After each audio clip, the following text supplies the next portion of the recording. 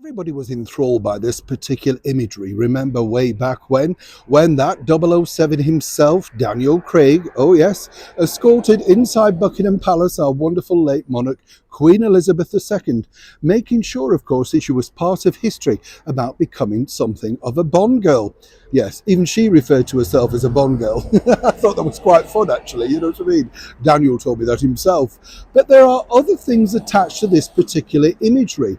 And as ever, it does include a former president of the United States, the Bond franchise, and exactly how this particular, shall we say, wonderful scene all came together. As ever, let me explain. Hi, good morning. You're right. Thank you so much for joining me. As we often say in the world of history, show business, nothing is truly new. Cast your mind back to the 17th of March, 1961. I know we were all too young. I'm just hypothetically speaking, you know what I mean?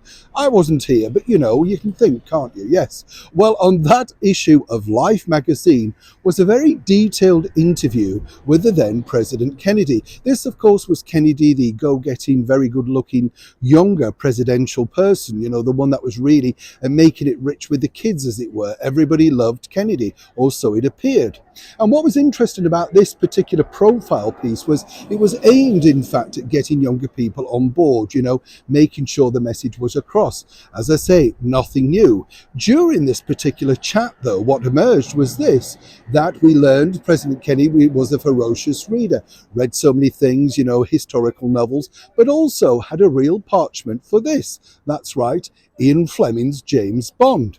Now, what was interesting about this was at the very same time over here in the United Kingdom, the producer Harry Saltzman, and I got this direct from sitting down with the wonderful late Sir Roger Moore, was busy trying to get funding to actually put Bond together. Can you imagine funding? But apparently they didn't see it. Ian Fleming had been promised many times these were going to be turned into movies, and what Harry Saltzman had done, he'd managed to get all the books apart from Thunderball and Casino Royale, so he had a vested interest to make it going. Once this particular interview came out with Kennedy, literally, in many respects, it opened the doors for funding. Now, what was more interesting was, get this, that President Kennedy had also been asked about where he'd seen this particular novel, or indeed how did he get involved in reading this. And according to that well-placed source, basically he'd learned that the Duke of Edinburgh, Prince Philip, was also a fan of 007 and had read the Fleming books.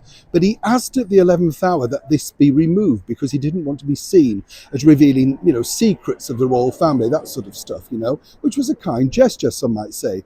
Or perhaps making sure that he was the only person seen as picking up these books as something rather radical. You get the picture.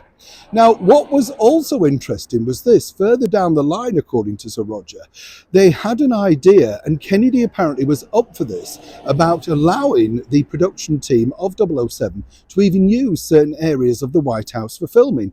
Further than that, there was a possibility of a chance that President Kennedy could even pop up in some kind of cameo. You see now how this emerged, right? Now, what was interesting about this was they decided, given the fact that Dr. No was just about to be released in the October of 1962, well then, if you think about it, Kennedy wanted to see how well did it do? Did it rate with the younger generation? That sort of thing.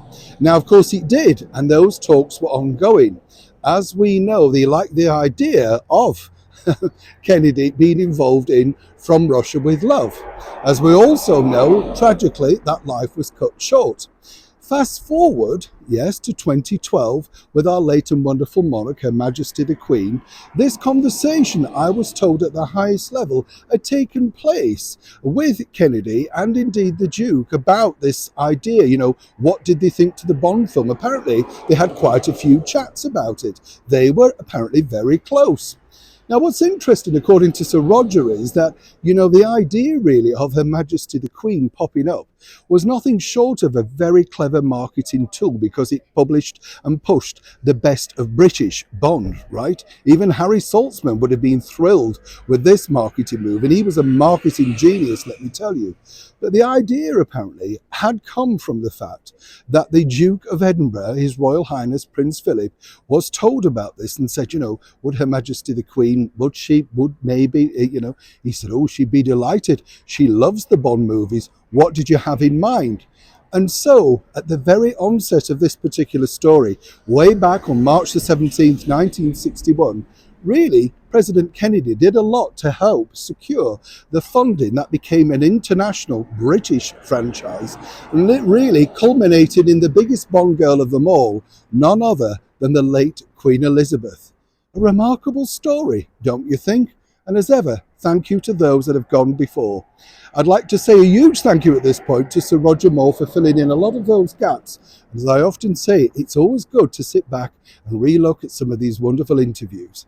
I hope you enjoyed that particular story. Maybe it left you rather shaken, if not stirred.